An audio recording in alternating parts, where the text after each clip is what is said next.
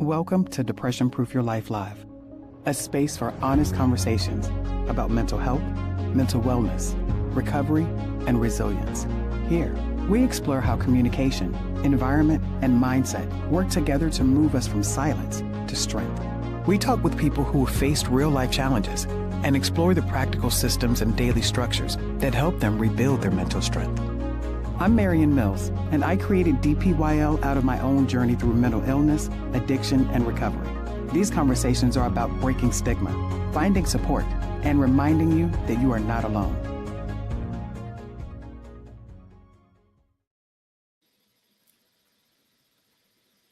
Good evening, and thank you so much for joining me. Welcome to Depression Proof Your Life Live. I am honored to have Soraya Butler here as my guest tonight. She is an on-camera and voice actor known for her warmth, her engaging presence, and unforgettable authenticity. Whether appearing on screen or behind the mic, she brings a natural ease that makes audiences feel seen, heard, and connected. She also brings care, curiosity, and a collaborative spirit to everything she does. She's worked with clients like Johnson & Johnson, McDonald's, and Toyota. So Soraya is here tonight to talk to us about her journey with grief and healing after losing her mother just October of 2023. So not that long ago. Soraya, thank you so much for being here. Welcome to the show. Thank you. How are you doing? I'm doing very well. Thank you so much for that wonderful intro. Thank you. You're welcome. Thank you so much for being here. It's my pleasure to support you in this way. Thank you. To really talk about things, grief, especially that folks don't normally talk about, right? Yeah. And people who know me, they know that mostly I'm a happy person. Like I just really am. I really do have a smile on my face. Yeah. Joyful. But I have my moments when I'm sad, when I'm depressed, when things don't go well, like anybody else. And thank goodness I have a good group of friends, a husband who is understanding and loving and kind, and therapy. Yeah. I found a really good therapist during COVID when I was good. Yeah. You know, I had gotten to the point where I would actually, kind of let the guests know how I actually let the audience know how I met my guests. So it's funny that you say that people know you for, having a smile on your face. I know when I first got into voice acting, that was the one thing that I remember. I did not know who you were, but I was like, her smile is just so big and bright and just so inviting. And I think I saw a commercial or something with you. And I was like, that's the lady that I see smiling all the time. And again, like I said, I didn't know who you were at the time. But yeah, just always smiling. And even after, of course, I met you, you still have that smile. But I remember, I think it was last year when we talked briefly about how you became passionate about politicals, because you are a voice for a lot of political ads, and again, that's something that I would say that you're passionate about. Mm-hmm. And I remember you were telling me that you got your passion from your mom. Absolutely. Of social justice and just having an understanding of that. So why don't you? And of course, I know in preparing for this, you shared that you miss not just your mom physically, but her hugs, mm-hmm. her voice, mm-hmm. and just presence. So tell us a little bit about your mom, and tell us. Of course, the hardest part about her absence, in your everyday life.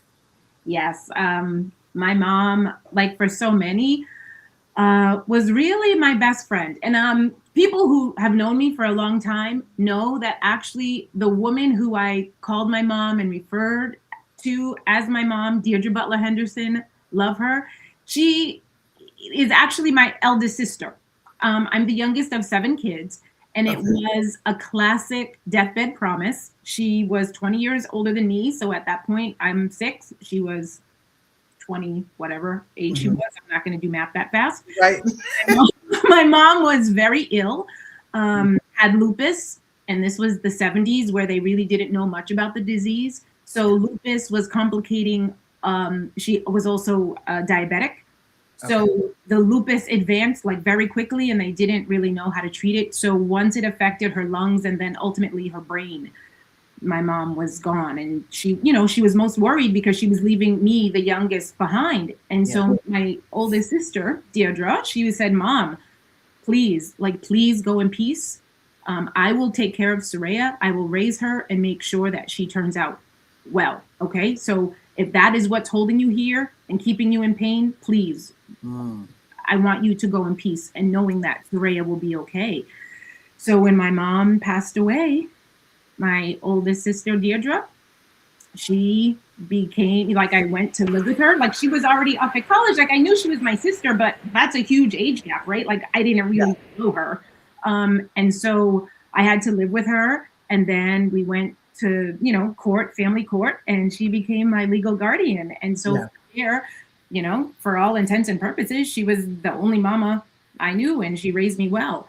So yes, so my Deirdre, my mama, very fierce. So she had a daughter already, but she told my mom because I think she got pregnant because she wanted my mom to see a granddaughter. Oh, I see. Yeah. Yeah. She said, but Mom, I don't want a husband, but I want you to have a granddaughter and I want to have a daughter. That's the kind of woman she. That's right. That's right. I don't want the husband. I just want the baby. I just want the baby and I want you to see a grandchild. And so she gave our mom that joy. And yeah, she became my legal guardian. So my niece, we were raised as sisters and we were very close. And yeah. What was the age difference between you and your sister? 6 years. You and your niece sister? Yeah, 6 years. So 6. So a good amount, but so we're close, but not too close. You know what I mean? Like we never really fought or anything like that because, so I was the teacher, I taught her how to read, how to write. I was always playing school because I love school. So that girl was, I'm sure she is still whip smart.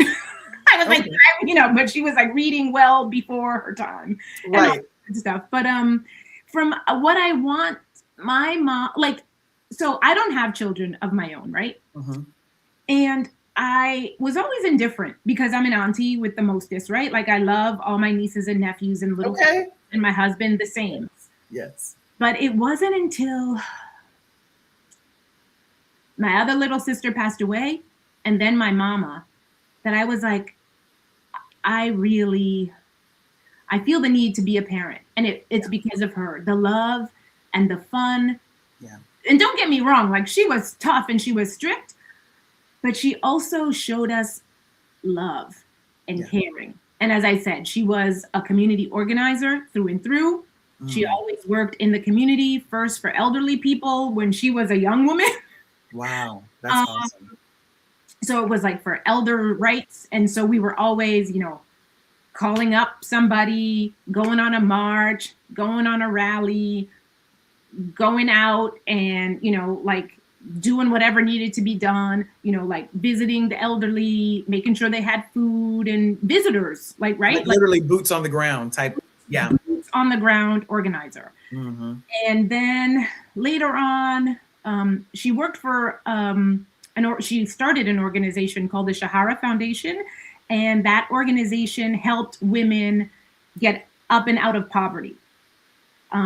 So they actually fulfilled their mission and my mom closed its doors. But through that organization, my mom did a lot of good and helped a lot of people in the community of Roxbury, Massachusetts.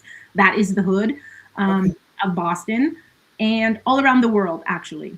So through that organization, I got to travel with my mom to India. Oh, wow.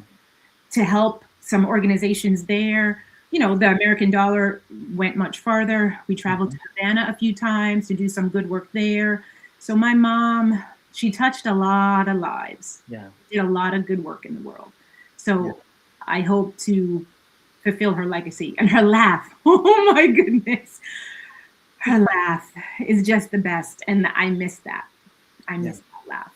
And those hugs. My mom was a tall woman, like 6 foot, and like, as my dad would say, stout. That's that word because it fits so perfectly. Stout. Like she's not a skinny woman. She was always a little hefty and stout. Right. So give you an amazing bear hug. just wonderful. Yeah. And I did, she, near the end of her life, but we didn't know it was the end of her life, she started a podcast called What Grandma Knows. And you can listen to it on Apple Podcast. Thanks to Jamie Muffett. I knew Jamie is really adept at, putting together many podcasts. And so I went to Jamie and I was like, I have these recordings of my mom and her best friend just shooting the shit, just talking about things. Yeah. It's only 3 episodes, but you will hear my mom's laugh and just, you really, like, that podcast brings her into the room with you. And so Jamie did the perfect intro for it. My mom left instructions about what she wanted. And, it was just a dream. She was just winging it. Like, she was sitting chit-chatting with her best friend. And she had artwork done, and Jamie just put it together so beautifully. And everyone I have to check knows it out. my mom, and they listen to that podcast. It just literally brings tears to their eyes because she's in the room with you immediately. Yeah. Oh wow. I wish you're lucky I didn't know that beforehand, because I'm sorry I didn't. No, you don't have to apologize. Because I would have shared it. I would have shared it here. Like, that would have been so beautiful. Yeah. But that's all right. Well, I just That's okay. Sorry, but yeah, but no, that sounds so beautiful, and so actually that was going to be my next question was, of course, talking about missing, missing the hugs and the sound of her voice. My brother and I were talking about, so one day I was talking to my cousin and I said something, I was talking to him about my grandmother. Mm-hmm. And I asked him something about it. He said, I don't really remember her. And my heart like just dropped. I was like, what? And he said, no, he said, I was, too young. And I was like, I forget that, how young you were. Yeah. And I was talking to my brother about it, and we were talking about forgetting, those that we've lost, their voice, like I don't really remember what she sounded like. And as I told you before, when we were waiting for the show to start, my nephew, my sister-in-law, my nephew lost his mom when he was 8 years old. And my brother was saying how, and he just turned 21 this week. And my brother was saying, he said, I don't even remember Mary's voice. He said, I'm faintly kind of remember it, but yeah, so that was going to be my next question. If you had any recordings, so it's awesome that you actually have. So was it the video, or was it video podcast, just her voice podcast? And I had the wherewithal to save a bunch of voice memos, and because I'm a voice actor, of course, good for you. Yeah, good for you. Them. So now I have those forever because my mom she's from Boston, so she had a hardcore accent. That accent, yes. So it's like, hello, dear heart, it's your mother, and I'm like, so that's how she would start every message. Hello, dear heart. It's your mother. And of course, before we came on, I was asking you about Marlon Wayne's episode, and when you said how she starts out her message on his newest, and I don't remember the name of it, but I don't either, but on his new comedy series, that's how he starts it out. Actually the intro is several messages that she left for him, and I just think that's so beautiful. How often do you listen to those messages? I haven't listened to them since she's passed, and since I was putting together the podcast, it was too hard. Of but course. Now, I mean, I still have bags and boxes of things of hers in my apartment, and I can't bring myself to go through them. But at the time when I had to, put all of her stuff either in storage or get rid of it all, I just knew these are the things I wanted or were meant something to my mom, and they are still. And my husband's like, oh, you're going to do something with these? And I'm like, not yet. And he's like, okay, babe. Yeah. So he knows. He knows. Yeah, exactly. Yeah. She said, hello, ladies. Hi, Christy. Thank you so much for being here. But yeah, yeah, but like you said, it's good that he's not pushing the issue. It's Because we live in a very tiny apartment in Brooklyn. Like you move one thing, you have to get one thing, and you have to oh move yeah, 10 things. right, So, so yeah, they're kind of in the way sometimes. But I'm just like, no, not quite ready yet. not yet. Yeah, yeah. Okay. Well, that's beautiful. And it's amazing how how you can appreciate someone else and get to know someone else through just what you're sharing. Just the little bit that you've shared already. I feel like I can hear that accent. And just the passion that she had, and when you talk about just describing her as stout, tall, stout, and the passion that she had for Social. justice, and it's like you said, you didn't have a choice. And not that it's about, but you didn't have a choice but to um I appreciate the fact that she didn't just tell you about it. We had to be. You We had you to be yeah, when we were little. We had to like make phone calls. We always went with her to vote, and we would be in the booth with her. Like back in the day when you pulled the curtain and you had to like crank the lever. that's right. Yeah. In there with her. Yeah. Because she wanted us to know how important it was for us to vote, to Yeah. have a say. The one person can make a difference, but a collective of people can make an even bigger difference. So Hmm. that value and lesson was instilled in all of us very early. Wow, that's awesome. So, of course, in Depression Proof Your Life, we talk about transitions, Mhm. and losing a parent is, a very big one that anyone can face. Um, was there, and if so, if there was a transition period, from the moment that you learned about her passing, whether the days, the weeks, the months, how did that transition, or was there a transition period at all? Well, I mean, of course, I mean, pancreatic cancer, if anyone knows, by Of the time you are feeling any pain, it's already too late. And my logical brain knew that. But of course, my heart, I wasn't ready. Like we were not ready. Yeah. And my mom was not in the best of health anyway. So knowing that pancreatic cancer was now on the table, I was like, oh, can she fight this? And right away, she had an awful reaction to the chemo. No. So still, again, you want to hope and pray that we can do something else. and Of course. Yeah. and then my mom was so remarkable because she almost pretty much made her peace like right away. Okay. Yeah. And we were not ready. She had a health scare a couple of years prior to 2023, Hmm. and that's when my sister and I realized that her things were not in order, Okay. like assets, Yeah.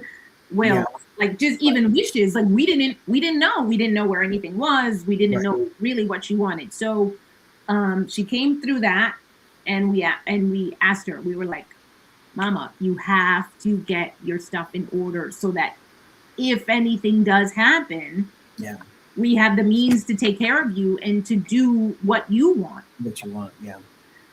So, and that's when she did big things like the will and bought a plot and paid basically for a funeral. Like my mom did everything, Wow. got the casket, like everything. Like that's huge because that can wreck a family, Yeah. especially a family Yeah. that doesn't come from a lot, right?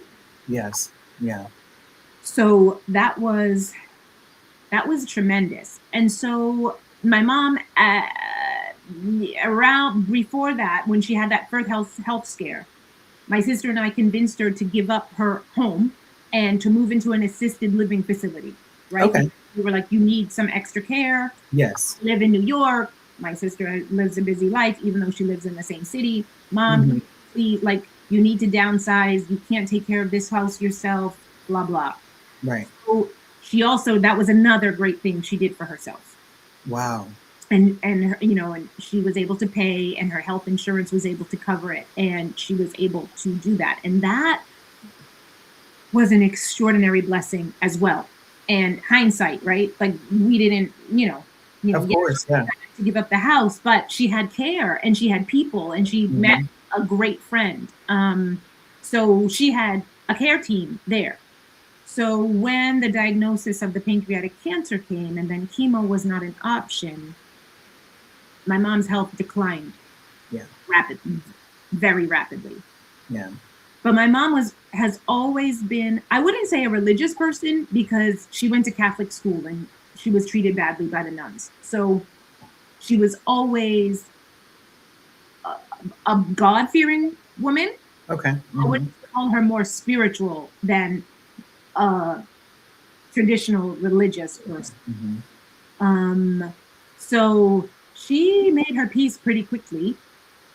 So much so that in the assisted living facility, unbeknownst to me, she was giving talks on death and dying and being diagnosed with pancreatic cancer to help these Wow. other older people, older than her, and some, infirmed, more infirmed than her. Yeah. She was giving many talks and uplifting so many people. I Wow. didn't, I didn't know it until her friend Kim then told me later. She's like, you know, later that she had been doing that and that everybody loved the talks. And I'm like, that's my mom. Wow. Even when she's in pain, Yeah. it was giving her a purpose and people were enjoying her talks. You know, when the way that you describe her, the way that you describe your mom, I was, you know, when I was a social worker, there were a lot of people that had worked, retired, and within a short, and I'm talking about not less than a year of them actually leaving, you hear about their death. Um, and when you were talking about your mom, and just talking about how she was, just go go go go go, and making sure that others had that's that she put me in the mind. It made me think about those people that are always, and I think everyone has someone in their life like that that's always doing for others Mhm. and really not taking care of themselves. Um, to the point that sometimes when they're taking care of someone else, they may actually pass before the person that they're actually taking care of does, because they're just they're just not taking care of themselves the way that they should. um, and I think that a lot of people have that mentality. Even if it's not a terminal illness, it's just just even just having regular checkups and going to the doctor on a regular basis, taking time off when you need. All of those different things are so important, and I think sometimes people just take it for granted. So I think that it sounds like that's something that she realized, and she was trying to share that with the masses, like get your house in order. Yes, absolutely that. But Yeah. she did stay on top of the doctors because of the diabetes and Okay. complications with diabetes. However, Mhm. did I wish that she walked more? Absolutely. Did I wish that she ate better? Absolutely. Yeah. But, she is a grown up. She has free will. I Mhm. can, I live in a different state. Yeah. So, so that was always hard. But another thing when you were talking, when she first went to live at the assisted living facility, and it was Mhm. by no means a nursing home. Like they Right. didn't want it called a nursing home. It was not a Right. nursing home because if you had not been mobile, you couldn't be in this place, right? So Okay. when she first got there, my mom immediately put her name in to be the board president, right? And I'm like, of course, because this is the lady when I was coming up and when we were all little, That's right. the president of the PTA and whatever committee at the school, and she was Wow. always there. And I'm like, Mom, like, do you have to be like the president of everything? Like, stop. And she's like, no, this is advocacy, right? Yeah. Like, I Yes. need to know that things are done a certain way and Hmm. my kids benefit. And if you guys benefit, everybody benefits. But it was Yeah. just like she was always, we would be like, Mom, don't raise your hand. We would like hold her hand. You're not going to be the president of this committee. But That's beautiful. that So your passion like you got it honest, as they say. That's the old saying, like you got it honest, huh? absolutely, absolutely. I love Yeah. that. Um, And so I want to say that it was mhm. very quick. So she was diagnosed in August of 2023, and by October, almost to the day, um, she was gone. It was so fast. And I want to say this is also the kind of woman that my mom is. She wanted a gathering, a party, and she wanted to rent a house at the beach because that's one of her favorite places. Okay. And Mhm. she said, if it's not, I would prefer it to be at a beach, but if you can't get it at a beach, then let's do something in the forest because my mom loves trees. Okay. So I'm gonna come back to the tree thing. Okay. So my mom gathered all the family and all her friends, and people had to come from far away. And she planned this date. And people were coming from everywhere, from California, from Charlotte, from Atlanta, like all over. People were Mhm. coming. New York. I had to come from New York. And she said, I want a party. I want everybody to come because I don't know how long I have. And I just want this party. And I want people to say prayers and be together. And after we say prayers, I want to play music and eat good food and dance and laugh. And it's not going to be about my cancer and my Right. dying. Mhm. So we rented a house and, we found a beautiful house on the beach in Gloucester, Massachusetts, Okay. on the ocean, a big house that Oh, fit wow. so many people. Yeah. And when I met the woman of the house, you just rent it on Airbnb. You're like, oh, the house Sure. looks amazing. And I showed my mom pictures. She's like, oh, Soraya, it's so beautiful. It's perfect. And it can fit all of us. And so we rented it and we talked to the woman. And when you walked into the house, you know how some homes, they just have an amazing feeling. Like it just felt Oh, like yeah. a hug. Yeah. And I was like, this is the place. Like this is It's going to be perfect. amazing. Yeah. And as the date was coming closer, my mom was in more and more pain. And she had a couple of procedures to kind of blunt the pain. I'm not remembering the name of the procedure. Exactly. And we were hopeful that she was going to be able to still come out of the hospital, come to this party, and then probably go back to the hospital was the plan, right? Like to have Mhm. one last hurrah with the family. Yes. And as the date was coming closer, I knew she was not going to be able to make it Yeah. to the party, right? Like Mhm. I wasn't thinking she was going to die, but I was just like, well, it's not looking good. Right. So I was like, guys, it's not looking good. I think, the people who have come the farthest, like the ones who are coming from California and from down south, to Yeah. please just stop off at the hospital. That I just said, I was like, come to the hospital and see her. And since I had been with her continuously, I knew she didn't look great. But as I saw relatives and friends who hadn't seen her in a long time, the shock and the horror and the sorrow, I was like, Mm. oh no, wait, is this a good thing that I'm doing? Right? Like to traumatize people. But Right. yes. So when my godparents came, her dearest friends in the world, when they both came in and like burst into tears, like I was like, oh my God. That's when it it really landed that Yeah. Yeah.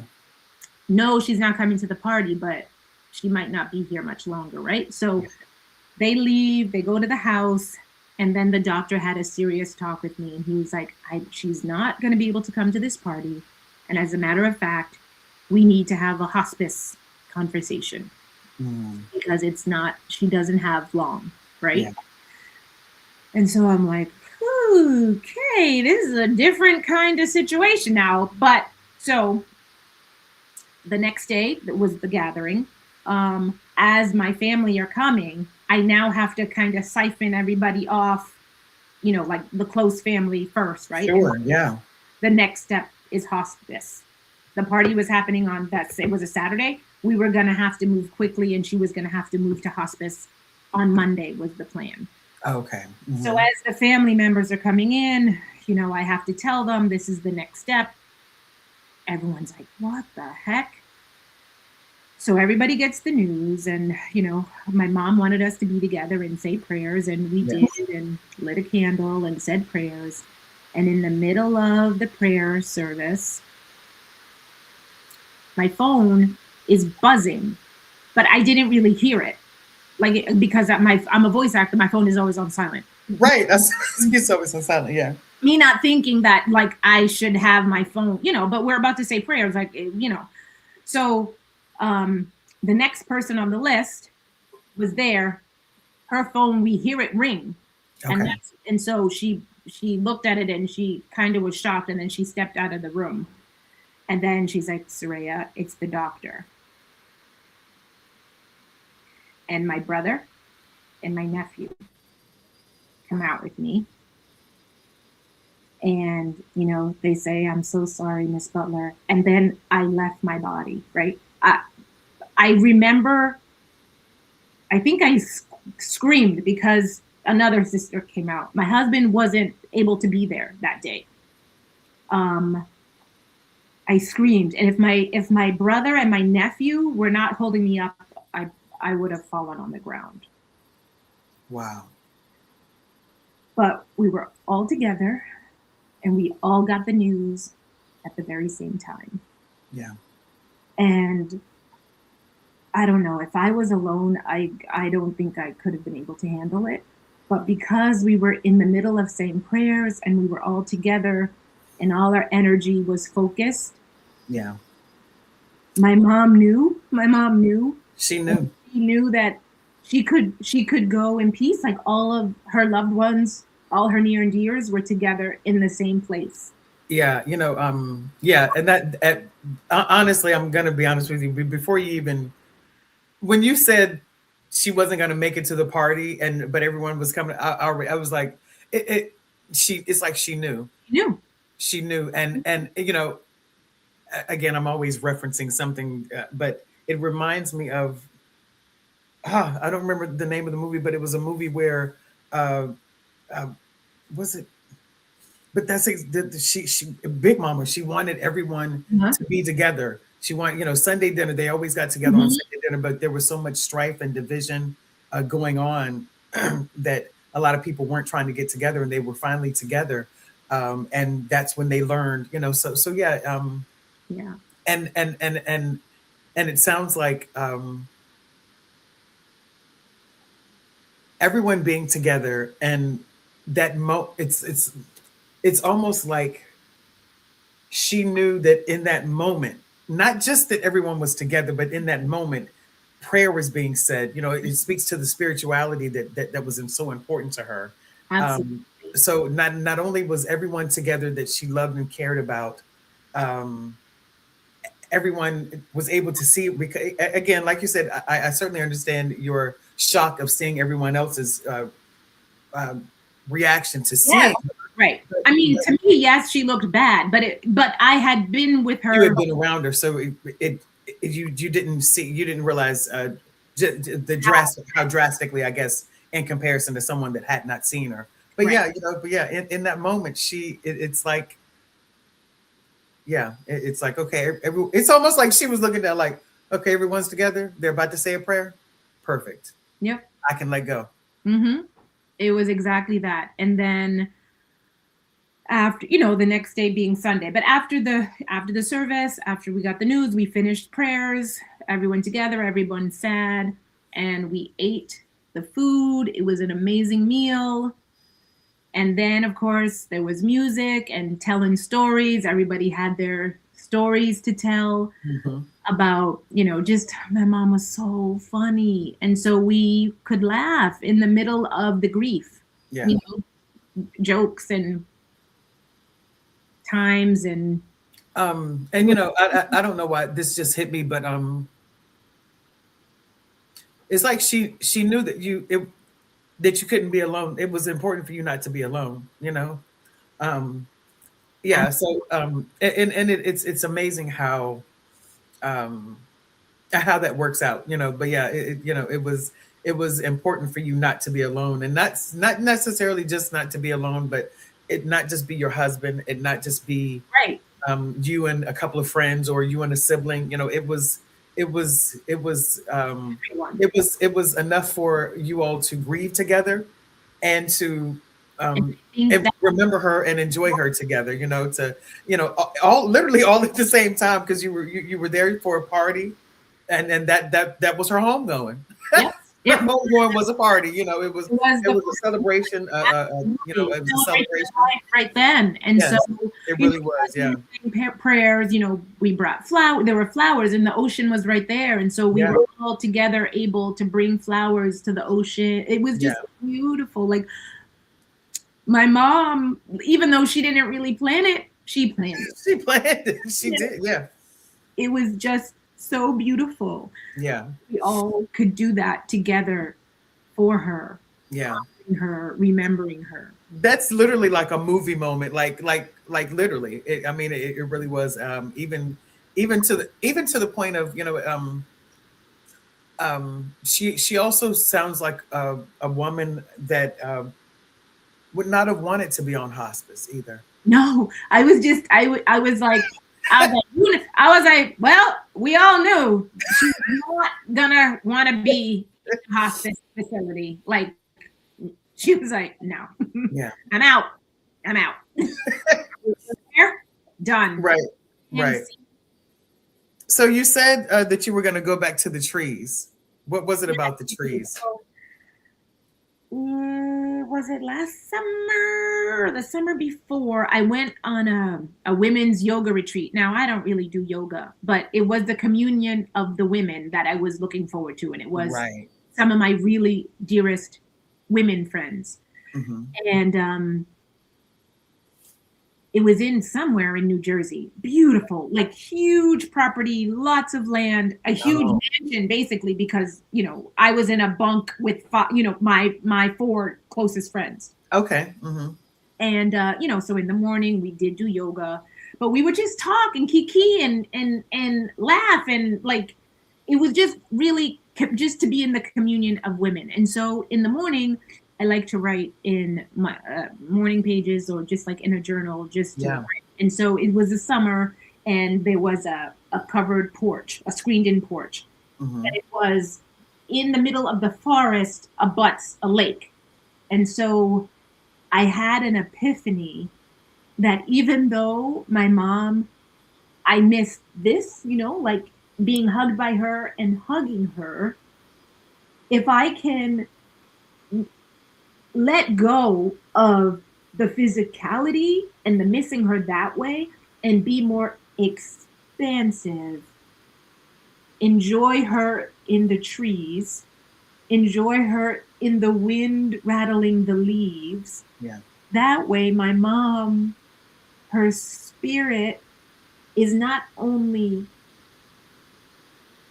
around me this way, but then she's also inside of me. And that's bigger, and I don't know if it's better, because my physical brain still wants her physically here. But if I can spiritually embrace that she is literally all around me and within me all the time, that's that's better, a better way. But Yeah. that was the first transition of her not being here physically, Yeah. but yet she is always here, She's all around. Yeah. She's all around. all Yeah. around and within. And I Mhm. just burst into tears, and this other woman who I friends were still asleep. So she was sitting reading on on this couch in the living room inside, right? And so I'm like sobbing. And this woman, God bless her, I love her.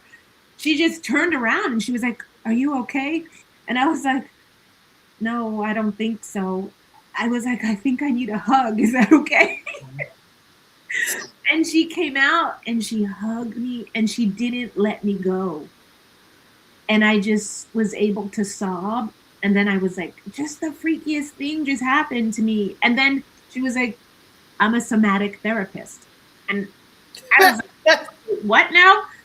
I Yeah. kind of knew what it was, but like, I was just like, it's some like woo woo breath work. I don't know. But she was exactly the person who It I was needed exactly what you needed in that moment. that moment. Yeah.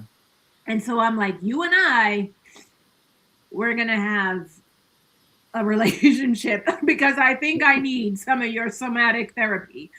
So I have not gotten back to her and that, but I know that that is going to be part of my healing as well because, you know, the body, as we were talking to Amy, the body keeps the score Yeah.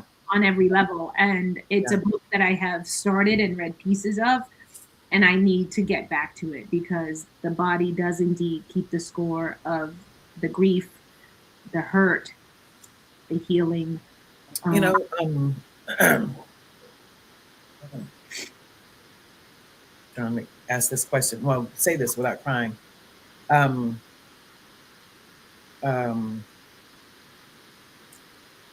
ooh, my I've always envied other people's relationship that are really close to their moms. Me and my mom, I guess a lot of people say that we're so much alike that we have butted heads over the years, like especially when I was growing up. Um, and we've definitely, as an adult, we've gotten much closer. And I'm extremely grateful. Um, just every day, just extremely grateful for her being here and that our relationship has grown the way that it has. Um, you know, when when when things because your mom was, I know how just even though my mom and I uh, never had a, as you say, she was your best friend.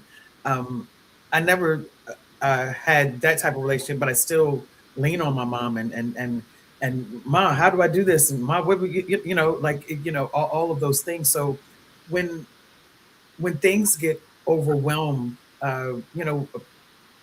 when you need to reach out and call and talk and um, what do you do? How do you you know, what what do you do? I just started talking to her out loud Hmm. as if, sometimes we would call each other 5 times a day. Sometimes it would be once a day. Like, it would be silly things, but like, I'm doing Right. a lot of things. I'm growing my business. I'm doing like new things. And, I need her, but Yeah. it's really given me a lot of solace and comfort to instead of just talk to her in my head because I'm a vet, like I do a Yes. lot of like overthinking and all the things, but Mhm. to release it, to talk to her out loud as I'm Yeah. walking through the house, as I'm washing the dishes. Hey, ma, blah, blah, blah. This is happening. What do you think? Hey, good morning. Like I would call her and just say, hey, good morning, sweetie. I love you. This is what I'm doing today. I still do that. And Good. it's given me a lot of comfort Good. than other than just being like, I love you, I miss you in my head. Like just to say, today I really miss you. Or, you walk into a store and a song would come on and that like music, because music is a big communicator in our house, like from the time we Yes. woke up Yeah. to the time we went to bed, like all kinds of music were on. Mhm. Like my mom like listened to everything. And she was one of those mamas where like if she loved a song, she would run it into the ground That's right. over and over and over again. That's right. This song Bluer Than Blue came on. Um I don't even know the name of the artist. But it's this particular version. Like I know it's an old, like it might even be a Broadway show tune. But Okay. Michael Franks, I want to say, is his name. Anyway, that particular version came on, and it was one of my mom's favorite songs. And the lyrics of the song are just so telling. I'm bluer than blue. There's Mm. life in this empty house because you're gone. Like you're. And so Oh, wow. the song came on and I just burst into tears. Like I just burst into tears, and I was like, and I was with my aunt who she doesn't like that. Oh, okay. Yeah. Like yanked the pictures off the wall. Right, right. And I, when her husband passed away, and I was just like, I felt embarrassed, but and I could tell like she was a little uncomfortable. Uncomfortable. Yeah. But I let the tears flow Good for you. Yeah. because I needed to in that You moment. needed it. Yeah. I'm just like that song just got me. It was one of my mom's favorite songs. You And know, we enjoyed it as a family together, and it was one of those songs that she would play it on repeat and repeat. thank you so much, Christy. She said that she has to go, but great conversation. My heart goes out to you, Soraya. You're so brave. You know, I am a firm believer, and I know you said that your mom was not necessarily religious, but spiritual. Oh yes, Are you the same? Would you say yes. that you're the same? You know, I'm a firm believer. You know that God gives us everything that we need, Mhm. even when we don't know we need it. Um, and from from your mom saying that she wanted to have this party, she wanted to have this get together, she knew it was time. She knew it was time. She knew it was time. I didn't want to Uh, acknowledge that yeah. it was time, and none of us wanted to acknowledge that And it was. even going back to whenever you probably used to listen to that song, like, oh my gosh, and again, because when we're young, when we hear different things, Yeah, like even no, no, it's funny because even my it's a sister, song. Sorry, go ahead. Yeah. no, my sister as an adult, she thinks back to different times that my mom would, you know, uh, walk around the house either singing a song or humming a song or crying and whatever it may be. My sister says she never understood it when she was younger, but it's like now as an adult, like I get it now. So even that song "Bluer Than Blue." Do you remember how you felt about that song or what you thought about that No, song when you I were always younger? liked the song because the melody is beautiful Okay, and the way he sings it was nice, right? But right. I mean, I didn't get the meaning of the Get the lyrics. meaning. Yeah. Mhm. I just heard the melody. I'm like, oh, it's a nice song. Oh, it's a sad song. Yeah. I do that, but not really paying attention Well, to the lyrics. yeah, and I think and I think I think that that plays into, um, you know, God giving us the things that we need even when we don't, because it's like even for whatever reason that was a song that she absolutely loved, and I wonder is it I have to go back and I have to listen to listen to this song, but is it one of those songs that's sad but happy at the same time? Like it kind of brings a smile to your face, like because it kind of helps you reflect, kind Yes, of. Yeah, yes, yeah. It's a sad but reflective song. it Yeah. is. It is a Okay. very sad but reflective song. And it's Yeah. this particular version because I think it is a Okay. Broadway show tune, but the way he sings it, it's not a Broadway show tune. Like, Yeah. Yeah. Okay. Okay. Yeah. Yeah. Thank you so much for sharing that. I love that. But yeah, it is amazing. And again, I can attest to that. I love music. I think that was one of the hardest things for me when I was in the military. When I was in basic training, I couldn't you couldn't have music. Like I need my music. Like right. Oh my so God. Like, when I was going through basic, I'm like, because I'm the same. Like, from yeah, the time I wake up to whatever, like, if I'm sitting in the office and I'm not in the booth, like, the music is on while music, yeah. I'm And working. even as a kid, like my punishment wouldn't be you can't watch TV. It was you can't listen to your radio. You can't listen to because again it was back in the day when you would Yeah, that record. was my punishment. It was no music and no book.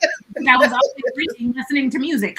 Right. So yeah. So yeah. That's funny. But yeah, I'll definitely have to take a look at that. So I know you said that you live in Brooklyn and you have the small apartment, but did you change anything about your environment? Was there anything about your environment that you changed because it reminded you too much of your mom? Did you do anything like that or The no? only thing that I really want, I mean, I want it for myself, but Hmm. I want it for my mom is to be a homeowner. Okay. That is her wish she's always like, I can't wait till you guys have a house and you can spread out and, do your thing. Yeah. So I really want to fulfill that, but houses are expensive now. Exactly. But we're getting there. We're working. Good. Exactly. Exactly. Um, okay, so you said that you had, and again, you said this, even at the intro, that you had already started, that therapy has really helped you. Oh, But you yes. said that you had already started therapy before your mom passed. Can you tell us a little bit about that and why you say that it is so important and has helped you so much? Yes. It was COVID, right? And like, so being an on camera actor and working in the hospitality industry, Right. all my jobs went away. Yes. Like all my income went away. And so my agent was like the first person I called, and I was like, okay, like, so voiceovers. I know I've always been telling you that I want to do it like more full time. Like, so now's the time. What do I need to do? Right. So, that was the only acting profession like happening actively that it didn't skip a beat. Right. And so he told me what I had to do. I looked up people, in the voiceover, like who concentrated on voiceovers. Right. Karen Gilfrey and Yes. Jamie Muffett were like instrumental. Oh, wow. Okay. Actors of NYC and that first vocation conference. So it was like an evocation. It was on like, so between that and my agent and Frank Verderosa, an engineer, like he was, people had time on their hands now. He was giving free tutorials on how to get started. Get set up. Get your setup, right? Yes, to get your setup. Because in New York, we were a very much go into studio kind of town. Like I had a few MP3s to send in, and I was embarrassed. Like I would just send them in a live room, like with my USB mic.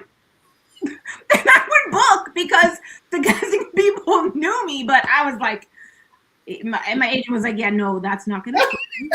You need that for a real studio, and you need something called Source Connect and blah, blah, blah, blah. And I was like,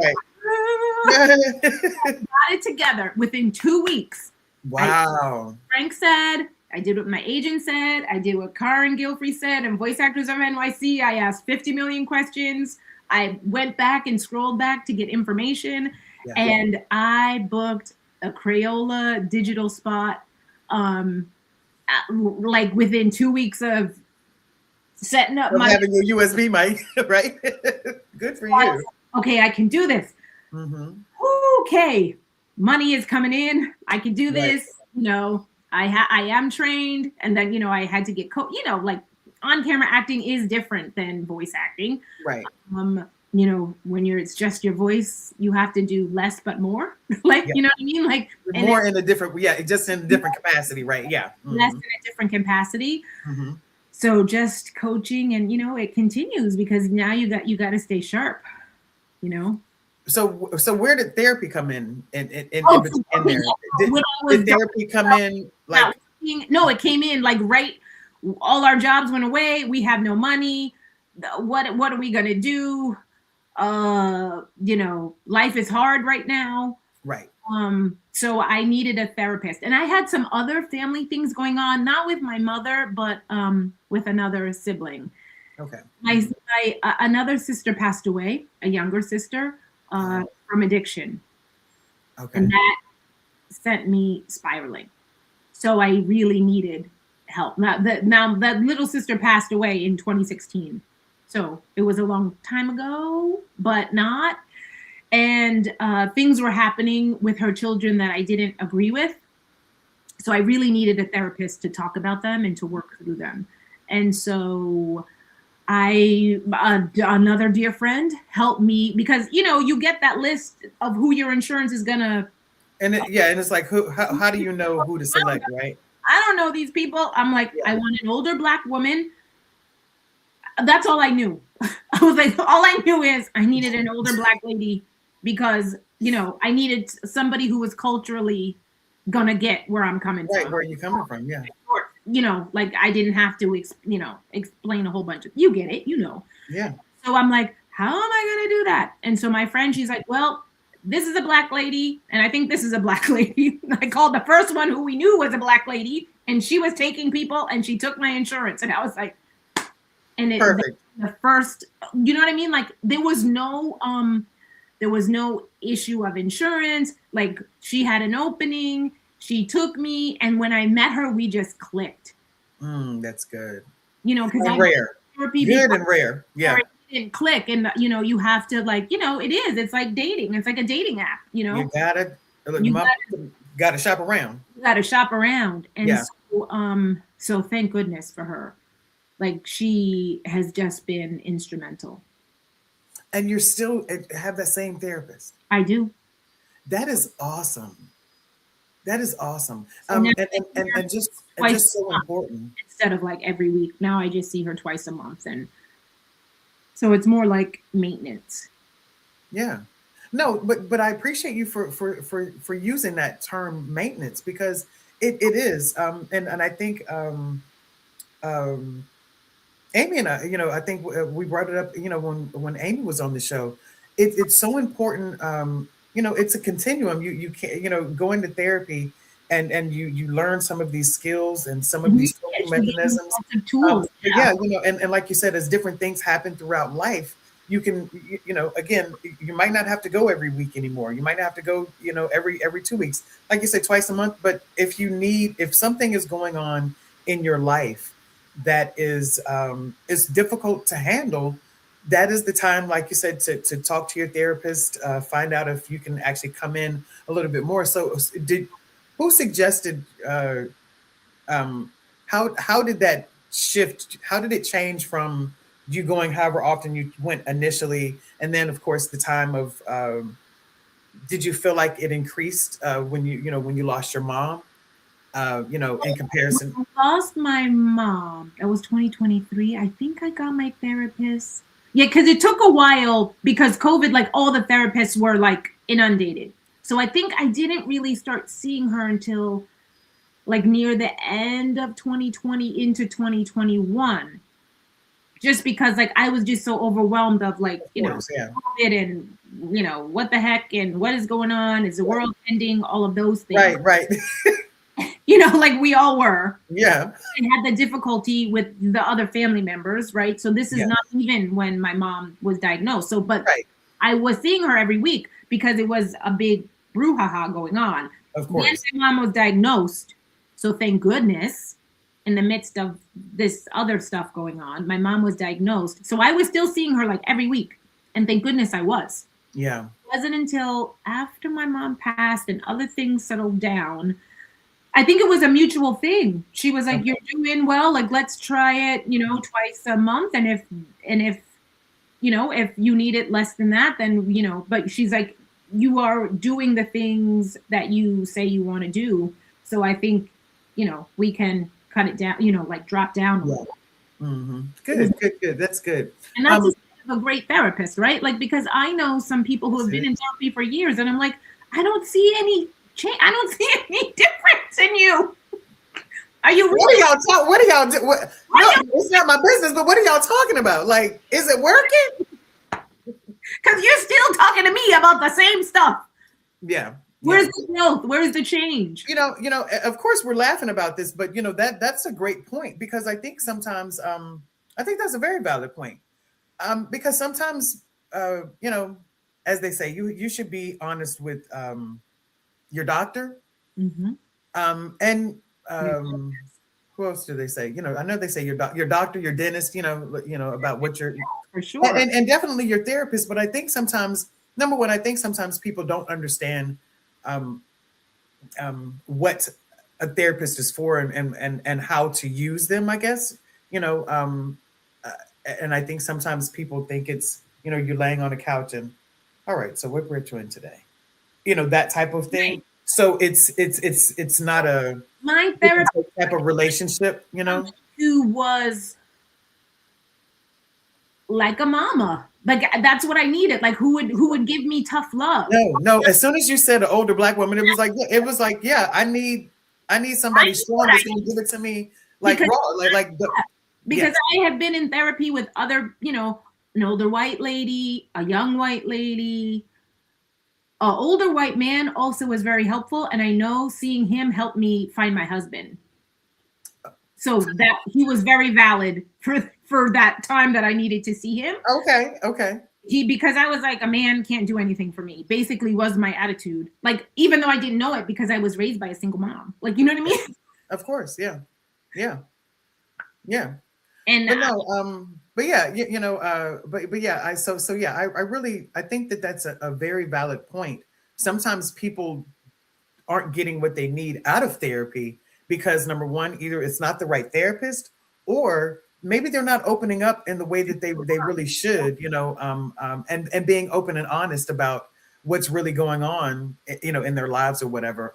Because and again, being a social worker, I know that there were plenty of times I always tried to have a connection with my client, no matter how short. I'd build rapport with them in a way that I could tell when they were BSing me. Like, I need to know really what's going on. You need to be honest with me in order for us to, get past and catapult, on to bigger and better things, So yeah, I mean, but like I said, we were kind of laughing, but it's a valid point. It's like, ain't nothing changed. Right. In like 7, 8 years I've known you, you're still going to that same therapist, and you try. I'm like, have you thought about maybe a different therapist? Like,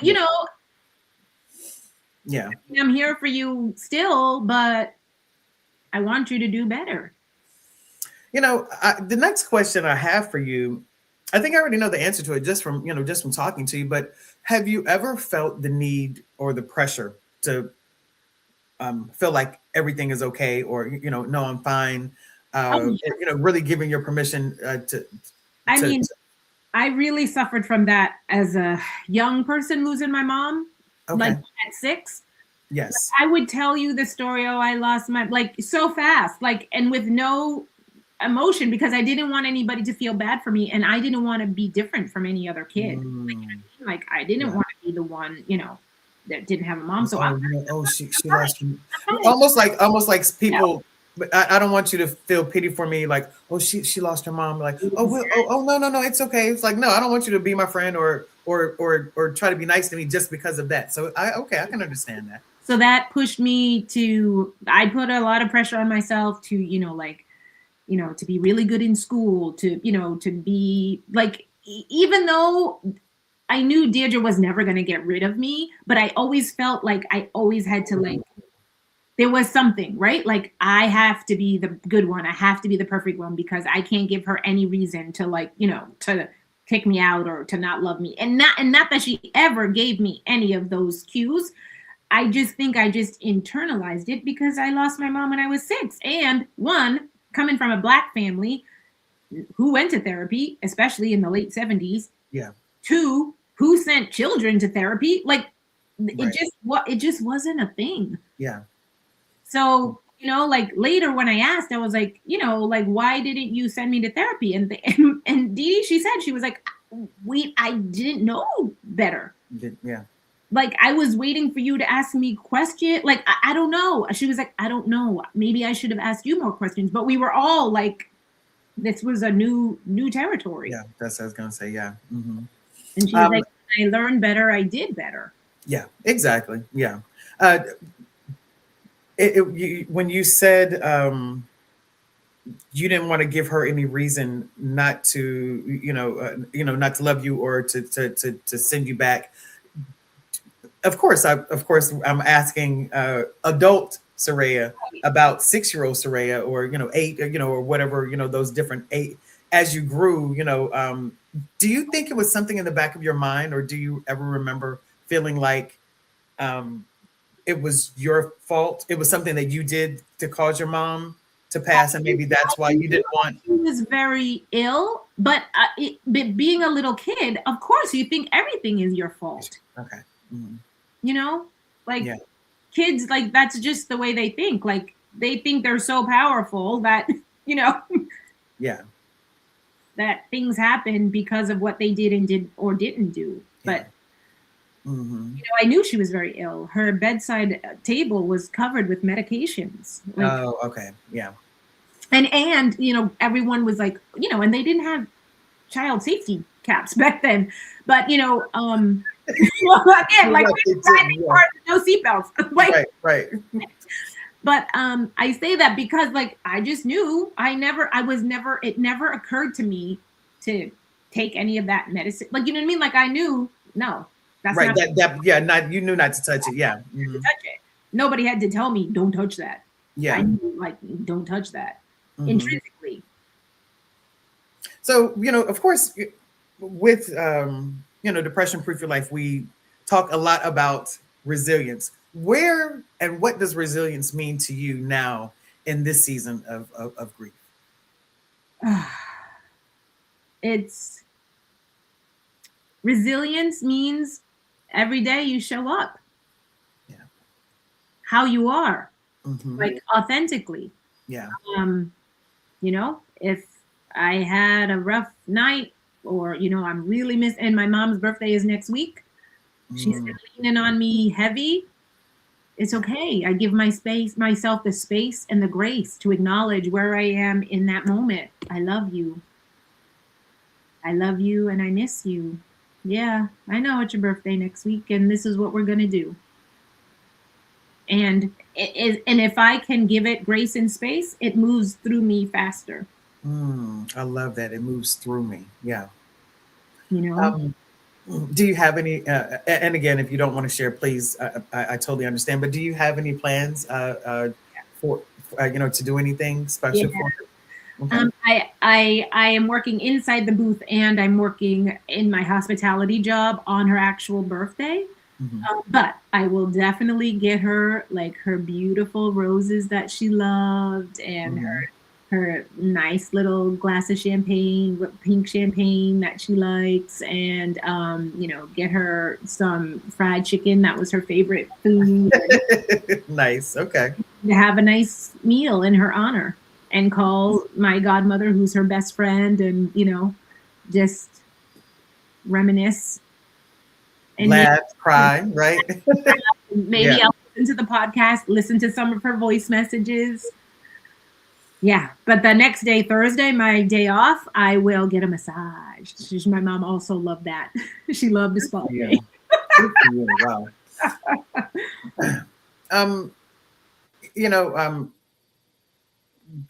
I want to touch back because of all the ways that you talk about how she was and how open she was to a lot of suggestions. How difficult was it to get her to, for example, go to the assisted living facility? Was it a lot of coaxing at all?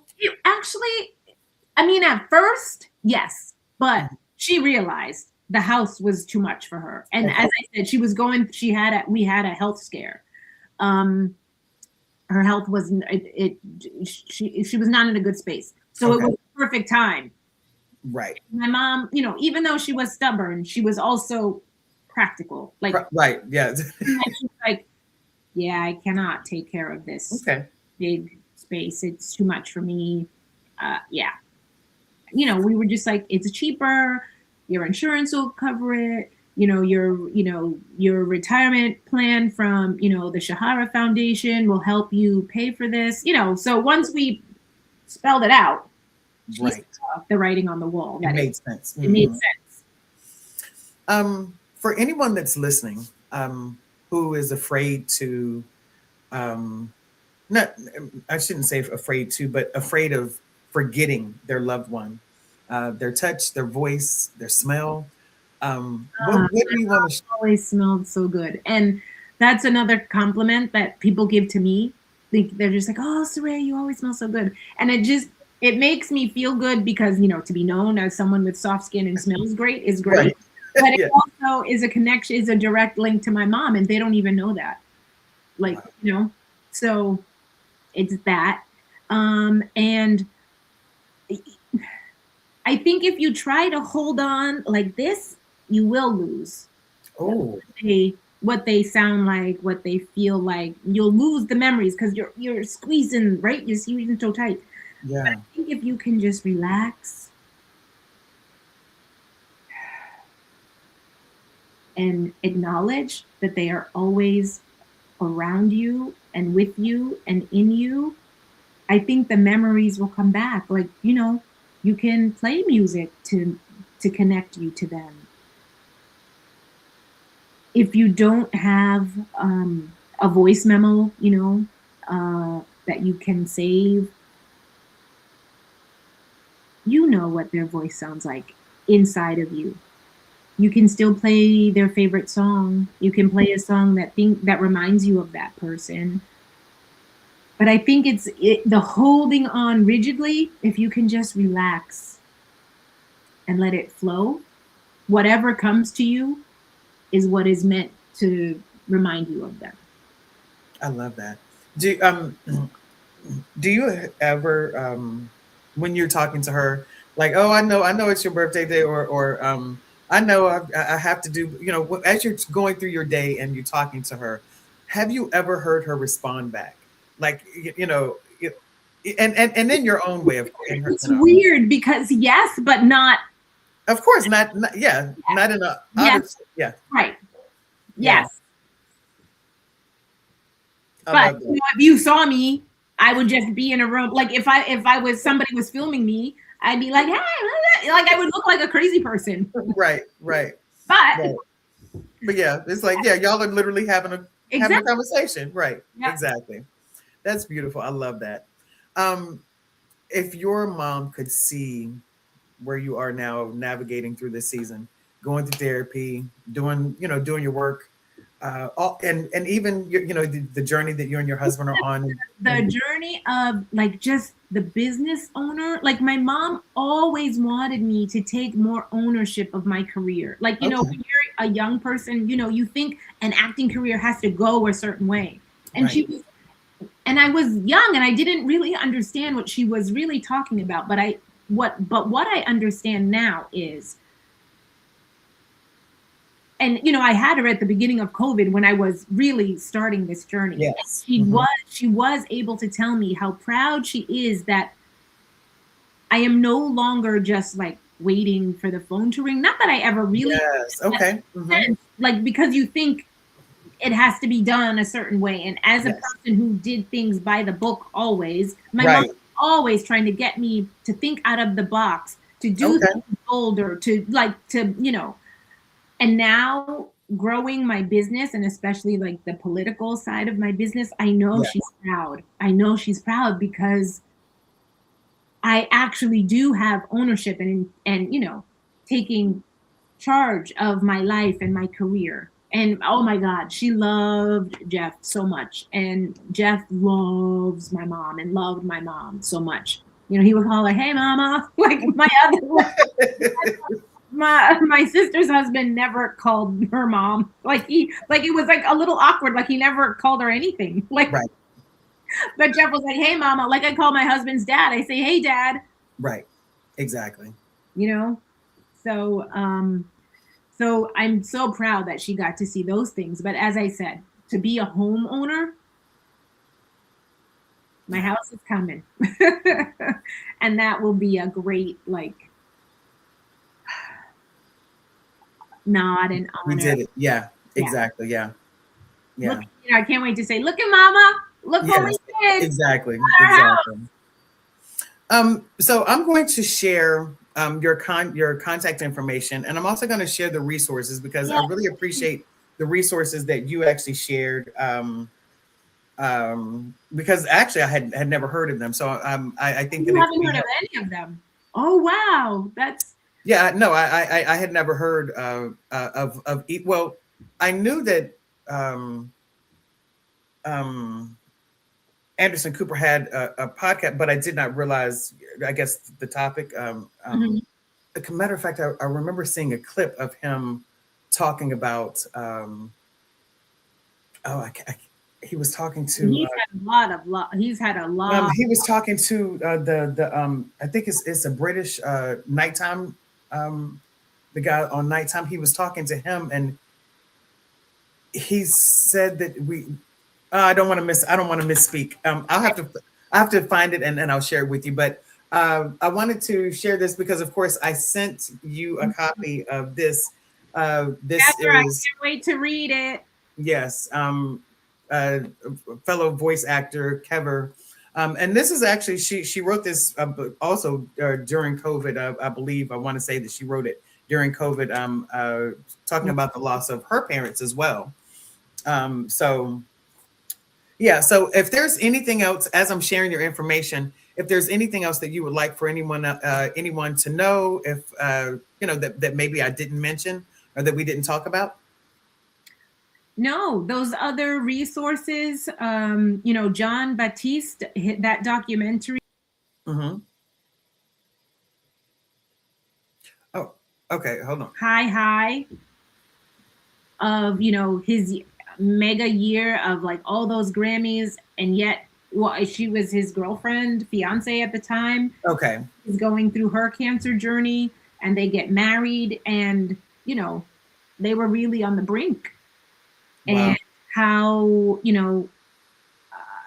hit the stress of what, it's just a beautiful movie. It's not just about her cancer journey and their cancer journey. It's everything. It's just life, and it's beautiful, and it's messy, and it's gorgeous. And I just love them both, and I've never met them. Exactly. So I apologize. So this, when I'm showing your information here, but when I'm showing the resources, I cannot hear you. So let me put the resource up so people can see. But again, I'll actually put that information up again and actually post it separately on the clips that I actually share, because I think it's really important to have other resources that people can actually use. I think it's extremely important that people can have different resources. And I started following John Baptiste, I guess a couple of years ago, because he was on one of the late night shows. I think the late show. Yeah. Yeah. And then of course, when he was, I think he got a Grammy for, around that time is when I started really paying attention to him. So yeah, and his song "Freedom" during COVID. My mom, again, the organizer, always the organizer. Yes, she got a group of I think all of the residents she choreographed a dance to that, and I want to show it to John Baptiste. Like, it just brought my mom and the people so much joy during COVID, and brought us so much joy, and we have it. So it's like my mom, everybody with their little masks on. They look like doing their thing. Wow. Thank you so much for being here. I really do appreciate it. I really do. And I pray that you find some comfort in this book. And I hope you have a beautiful weekend. I know that you actually were traveling today to your destination. So I really do appreciate you for still doing this today, for being on the show. I really do appreciate it. Thank you so much. Any opportunity to share the light of my mama, Deirdre Butler Henderson. This honor, sir. So I thank you. Yeah, thank you. And so one thing that you said that's going to stick with me is going through. I think that's so powerful. I do believe that we do try to hang on so tightly, and like you said, if we just kind of let go and let it sit, everything that we're supposed to remember about them, whether like you said, the wind can blow and you smell something, and just let that be. And let it be whatever it's supposed to be, and it will actually find its place, in you. So, thank you so much. I really do appreciate it. It's been a pleasure. Thank you. Absolutely. Thank you. You're welcome. Thank you so much for joining us. Bye-bye.